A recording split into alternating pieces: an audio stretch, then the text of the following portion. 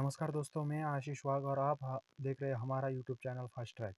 आज हम previous year group D में आए हुए क्वेश्चन का एनालिसिस करेंगे, जो फर्स्ट शिफ्ट 27/11/2025 में आए हुए मैथ के कुछ क्वेश्चन का एनालिसिस करेंगे। तो चलो स्टार्ट करते हैं आज के कुछ क्वेश्चन। तो हम आए हैं हमारे मैथ्स के सवाल पर आते हैं, जिसमें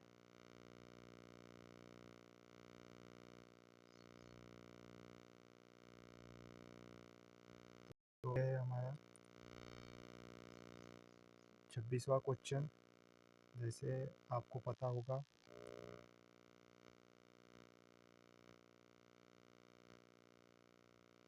26वां क्वेश्चन है 27/11/2025 में। ये प्रीवियस ईयर क्वेश्चन जो आंसर सीट है उसके हिसाब से हम देखेंगे यहाँ ग्रुप डी ने जो आंसर दिया है उसके क्या वो सही है या गलत, हम इसका एनालिसिस करेंगे और हमारा इसमें प्रैक्टिस भी हो जाएगी। जैसे याद दिया है 3 पाइप ए बी सी खाली टैंक को क्रमशः 40, 20 और 30 मिनट में भर सकते हैं जब खाली टैंक तीनों पाइप खोल दिए जाते हैं।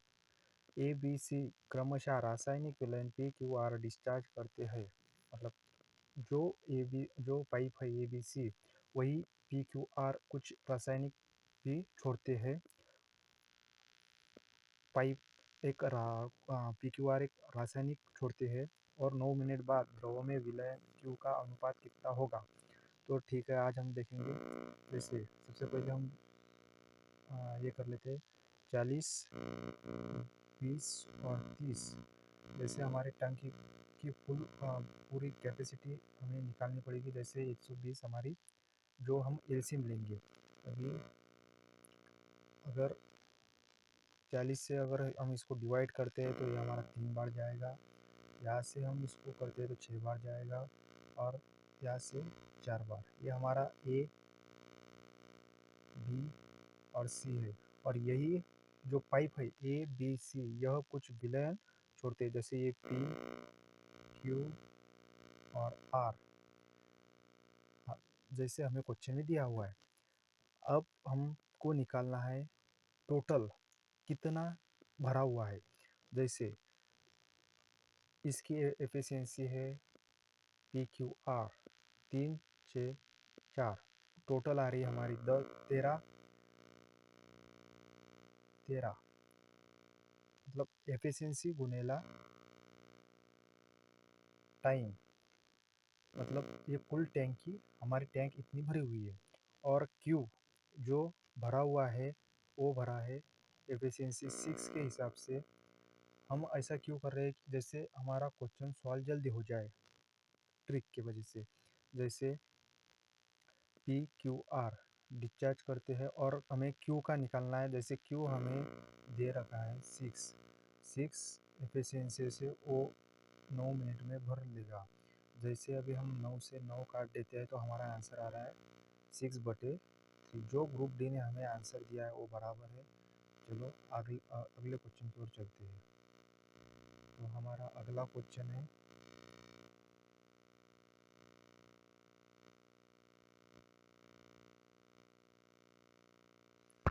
सोनिया की शादी 15 वर्ष पहले हुई थी, जिसकी वर्तमान आयु उसके शादी के समय की आयु के इतना गुना है, 8/5 गुना है।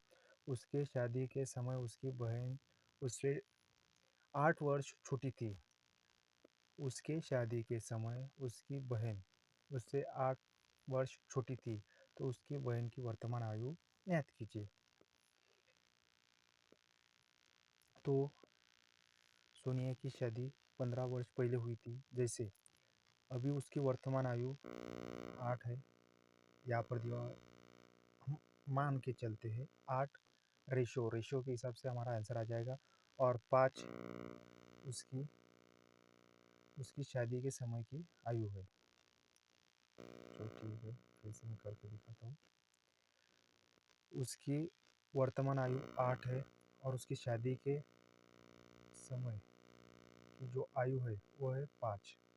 और 15 वर्ष पहले हुई थी, मतलब इन दोनों का गैप जो आ रहा है 3%, वही 15 साल पहले की आयु है। जैसे हम इसको काटते हैं तो हमारा 5 से जा रहा है, तो उसकी शादी 25 में हुई थी, जिसकी उम्र 25 थी, और अभी उसकी उम्र 40 है। और शादी के समय उसकी बहन उससे 8 साल छोटी थी, तो अभी भी वो 8 साल छोटी ही होगी वर्तमान में। तो 40 में से अगर 8 घटाए देते हैं तो हमारा आंसर आ रहा है 32, जो बराबर है। जो अगले क्वेश्चन पे चलते हैं। ये सबसे इजी क्वेश्चन है। यहाँ सिर्फ हमें वैल्यू पुट करनी है, जो हमें वैल्यू दे रखी है क्वेश्चन में, वही हमें यहाँ पुट करनी पड़ती है। जैसे यहाँ p 6 है और q -3 है। जैसे अभी p के लिए हम p का क्यूब मतलब 6 का क्यूब निकालते हैं तो 216 आ रहा है। q 3 -3p² जो 36, और तिया 108 प्लस p है 6 6 तिया 18, ठीक है। उसके बाद है हमारे पास है q और यहाँ -3 है, तो 3 तिया 9, लेकिन माइनस में आ रहा है, ठीक है। आगे चलते हैं। उसके बाद है 3q² जो आ रहा है 3।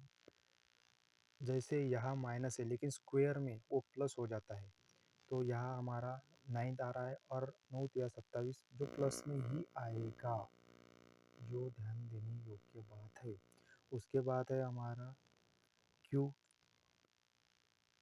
का क्यूब, यहाँ -3 है लेकिन ये माइनस में आएगा। क्यूब में अगर हम सम पावर करते हैं तो वह प्लस में आता है, और इवन पावर करते हैं जैसे माइनस दिया हुआ है तो वही साइन रहता है। यहाँ हमें क्यूब जो -3 है, अगर उसका क्यूब दिया हुआ है तो वो -3 में ही आएगा, जैसे 27 माइनस, ये हमारा +27 है और ये -27, इसको हम कट कर सकते हैं। उसके बाद हमारे पास बचा रहा है यहाँ 18 प्लस में है और 216 प्लस में। हम प्लस प्लस कर सकते हैं, मतलब प्लस के साथ प्लस जोड़ सकते हैं और माइनस के साथ माइनस जोड़ सकते हैं। नहीं तो हम यहाँ से इसको 9 काट सकते हैं, तो हमारे पास 9 बच रहा है जो प्लस में है। हम इसमें जोड़ सकते हैं या घटा भी सकते हैं, ठीक है। 108 में से घटा भी सकते हैं, लेकिन हम जोड़ देंगे। तो ये हो रहा है अपना 7 1 और 225 और -108, जो आ रहा है हमारा, हम यहाँ से इसको एक लेंगे 15 और 8, ये आ रहा 7। उसके बाद ये 1 और ये 1, 117 हमारा जो ग्रुप डी ने आंसर दिया वो बराबर है, और हमारा आंसर बराबर आ गया है, ठीक है। आगे चलते हैं। ये ट्रिग्नोमेट्री का क्वेश्चन है, बहुत ही आसान और बहुत ही अच्छा क्वेश्चन है। जैसे हमें शॉर्ट में देखेंगे तो ये हमारा tan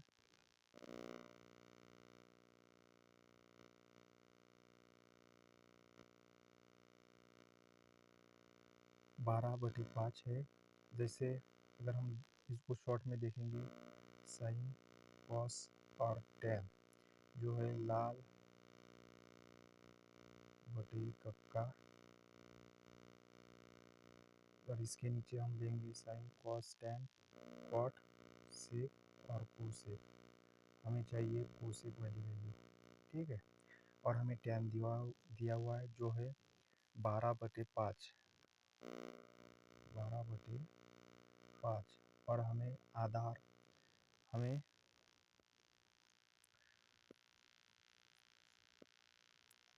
ये उल्टा हो जाएगा, मतलब कॉस है ना, ये सेग है ना, सेग आएगा हमारा कर्ण बटे आधार, कर्ण बटे आधार, हमें ये आंसर चाहिए। आधार में हमारा 5 आ रहा है, मेरे पास जगह कम है इसलिए मैं लिखने में थोड़ा असमर्थ हूँ। आधार में हमारा 5 आ रहा है और हमें ऊपर आधार में हमें 5 आ रहा है। जैसे अब ट्रायंगल ड्रा करके दिखाता हूँ, मेरे पास जगह कम है इसलिए मैं इसको मिटा रहा हूँ। तो ये हमारा कर्ण है, ये हमारा आधार है और ये हमारा लंब है। लंब हमें दिया हुआ है 12, आधार दिया हुआ है 5, 5, 12, 13। ट्रिग्नोमेट्री की कुछ रेशो होते हैं जो मुझे याद है, उसके हिसाब से मैं बता रहा हूँ। 13, 13 के हिसाब से देखें तो ये 13/30 आधार हमारा क्या था, कर्ण बटे आधार जो सेक में आना था। तो इसके हिसाब से हमारा 13/5 आंसर आना था और जो बराबर है। तो चलो आगे चलते हैं। तो हमारा क्वेश्चन है 1/20 को का 1/20 10/40 का कितना प्रतिशत है। ये क्वेश्चन बहुत ही ईजी है। जैसे हम देखेंगे 1/20 को का 10/4 कितना प्रतिशत है। अगर हम इसको आसानी से करना चाहे तो 1/20 मतलब इसकी वैल्यू कितनी होती है, इसकी वैल्यू होती है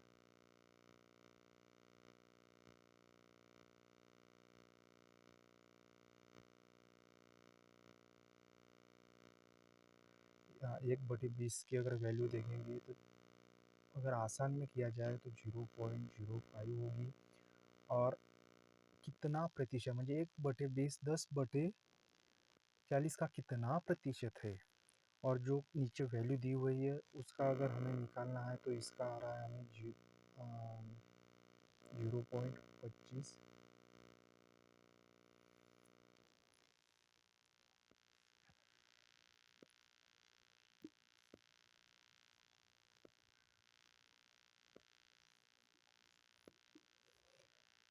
इसकी वैल्यू होती है 0.05 और इसकी वैल्यू जो होती है वो होती है 0।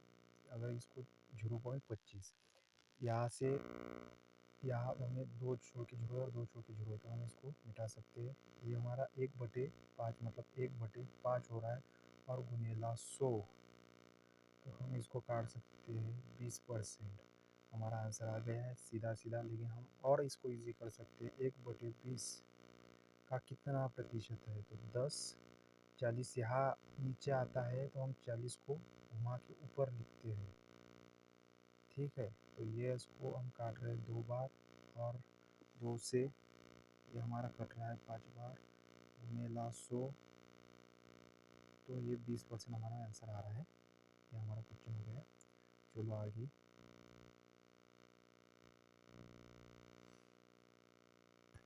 तो हमारा 31वां क्वेश्चन चालू है। एक कक्षा में 26, एक क्वेश्चन करने का बहुत ही इजी तरीका है। छात्रों मतलब कुल संख्या दी हुई और औसत दिया हुआ है, तो उसका गुणाकार करने पर हमें टोटल वैल्यू मिलती है जो है 676। और शिक्षक एक बढ़ जाता है तो 27 लोग हो जाते हैं। और एक क्वेश्चन बहुत ही ईजी था। और औसत आयु 27 वर्ष हो जाती है। तो यहाँ सब खेल स्क्वायर का ही बन गया। जैसे हम देखेंगे 26 से 26 और 27 से 27 अगर करते हैं तो 27 का स्क्वायर आ रहा है हमारे पास 729 और 26 का स्क्वायर आ रहा है 676। अगर इसका डिफरेंट लिया जाए तो हमारा उत्तर आ रहा है 53, जो कि ऑप्शन नंबर ए सही है। चलिए आगे चलते हैं। 125 मीटर लंबी रेलगाड़ी 5 किलोमीटर प्रति आवर की चाल से समान दिशा में चल रहे एक व्यक्ति को 45 सेकंड में पार कर जाती है। 5 किलोमीटर प्रति आवर चाल से समान दिशा में चल रहा एक व्यक्ति 45 सेकंड में। अगर मैं 45 325 को, क्योंकि किसी आदमी को कोई रेलगाड़ी काट रही है तो इसका मतलब है मतलब उसको पार कर रही है, तो इसका मतलब साफ साफ है कि लंबाई उसकी गाड़ी की आती है। और हमारे पास यहाँ टाइम है और यहाँ लंबाई है, तो ये हमें स्पीड आ जाएगी, स्पीड दोनों की आती है, रेलगाड़ी और आदमी की। तो हम इसको कैसे काटेंगे, जैसे इसको मैं 5 से काटा हूँ तो 9 बार जाता है, और एक 5 से काटा हूँ 5 से 30 और 5 5 25। लेकिन हमारे गणित के हिसाब से हम और इसको इजी कर सकते हैं। जैसे मैं इसको 130/18 लिखूँगा, जो हमें काटने में ईजी हुआ, 130/18। तो ठीक है, हमारा 130/18 हमारी पहले इक्वेशन की वैल्यू आ रही है। और एक इंसान की जो स्पीड है वो है 5 किलोमीटर प्रति आवर है। इसको हमें सेकंड में बदलना है, जिसके लिए हम करते हैं 5/18, जिसमें हमारा आ रहा है 25/18। तो ये समान चाल से है, तो इसको हमने माइनस करके ये वैल्यू आई हुई है, तो इसको हमें प्लस करना पड़ेगा, जो आ रहा है 155/18। तो पहली इक्वेशन की वैल्यू आ रही है हमारी 155/18। इसको हम साइड में लिख लेते हैं, 155/18। अभी दूसरी वैल्यू देखते हैं। यह है हमारी फर्स्ट इक्वेशन। इसी रेलगाड़ी को विपरीत दिशा में 20 किलोमीटर चाल से इतने लंबी एक अन्य रेलगाड़ी को पूरा पार करने में कितना समय लगेगा। तो कुल लंबाई हमारी अभी पहली गाड़ी की 125 और दूसरी गाड़ी की 400, जो हमें जोड़नी पड़ेगी, जो आ रहा है 5, 6 और 765। 765 को 765 और हमारा पहला आ रहा है 155/18। विपरीत है तो हमें जोड़ना पड़ेगा, जो आ रहा है अभी हमें दूसरी गाड़ी की स्पीड भी लेनी पड़ेगी, जो आ रहा है हमें 20/5/18 से हमें गुणाकार करना पड़ेगा। अभी आपको लग रहा होगा कि हमने क्यों 5/18 लिया है, तो इसके लिए जो इक्वेशन सॉल्व करने में हमें आसान हो। तो ये हो रहा है हमारा 100, 25 गुणिला 5, 100 आ रहा है, 100 मतलब 155 और 100 मतलब 255/18। तो 765, 255, जो नीचे 18 आने वाला है वो ऊपर कर देंगे, और इसको अगर मैं काट देता हूँ तो इसकी पूरी इक्वेशन की वैल्यू हमारी 54 आ जाएगी। वैसे यहाँ लिखने के लिए मेरे पास नहीं है, मैंने डायरेक्ट कर रखा है। ठीक है, तो आगे चलते हैं।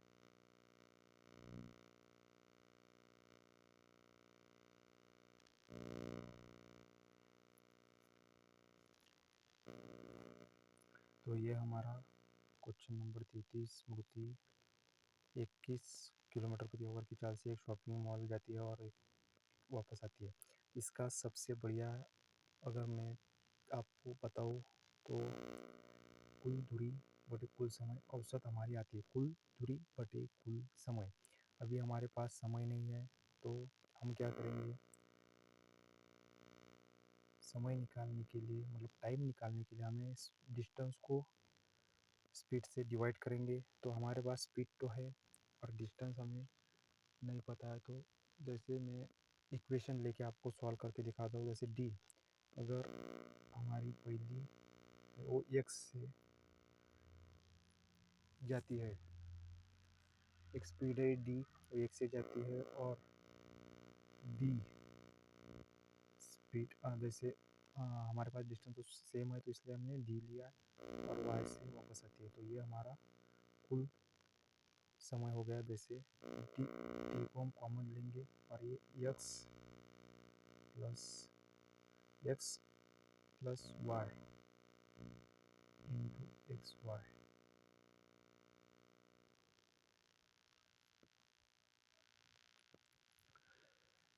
तो ये हमारी कुल टाइम आ गया है, एक जाने में और एक आने में, मतलब कुल दूरी कितनी है और कुल समय। तो ये ध्यान में रखना पड़ेगा। अभी जैसे हमारे पास कुल दूरी डी है, डी जाने में और डी आने में मतलब 2D है, और नीचे हमारे पास है डी। अभी हमारे पास समय आता है ना x plus Y into X Y, D से डी कट गया तो ये हमारा एक आ रहा है जैसे 2।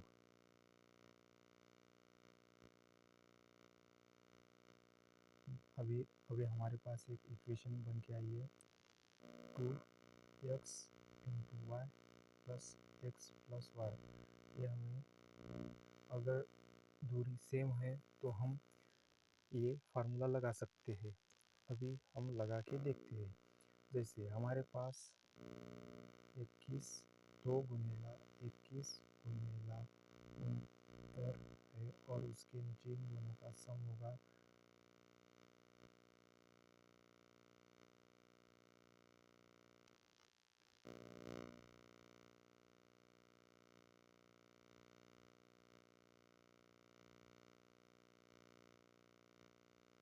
इन दोनों का सम होगा जो होगा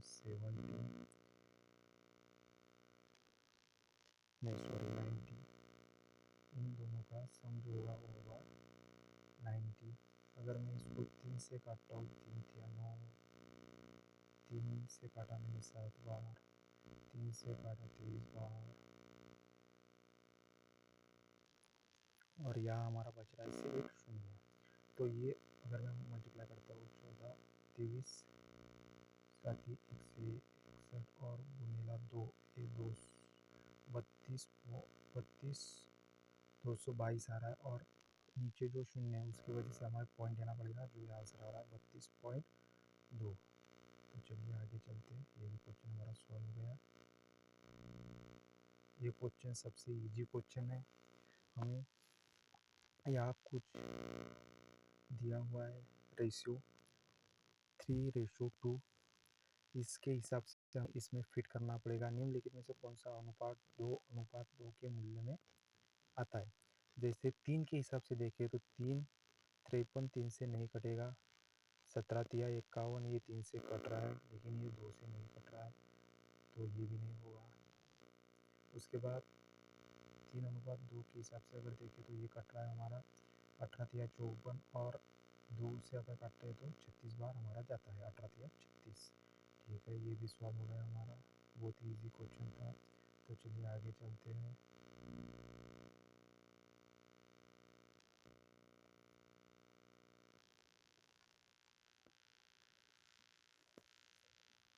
ये 35 नंबर का क्वेश्चन पर हम आ गए। ये भी बहुत ही ईजी क्वेश्चन है एमआरपी वाला।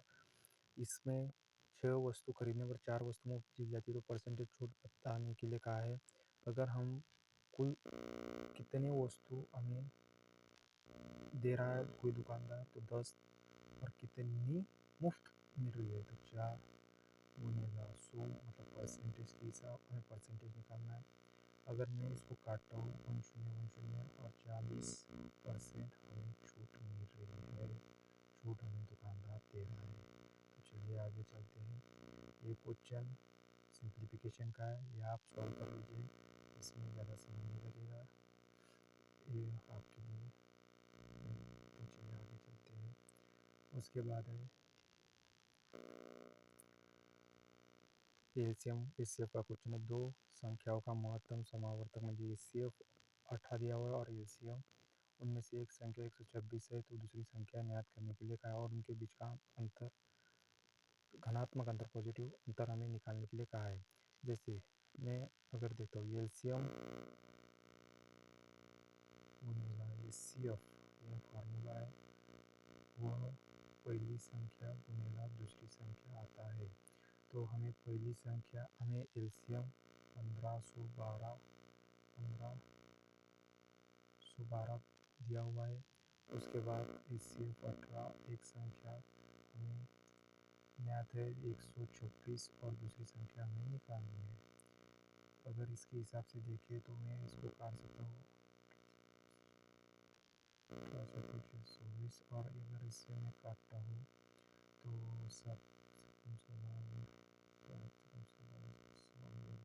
दूसरी संख्या आ रही है हमारी 216 और पहली संख्या है हमारी 126।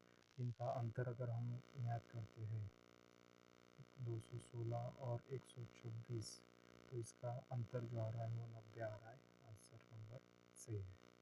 ठीक है, चलिए आगे चलते हैं। यहाँ तक हमारे क्वेश्चन थे, हमने अभी सॉल्व कर लिए, बाकी के क्वेश्चन हम कल देखेंगे।